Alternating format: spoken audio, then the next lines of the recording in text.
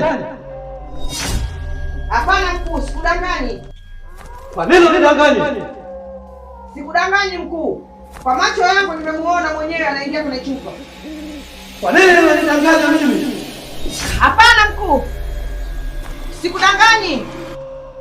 Sasa kwa kosa la kunidanganya, adhabu yako ni wewe na kuingiza ndani ya hii chupa. Hapana mkuu, nimemuona kwa macho yangu anaingia kwenye chupa. Ingia kwenye chupa hii. Nisamehe mkuu. Nisamehe. Ingia kwenye chupa hii.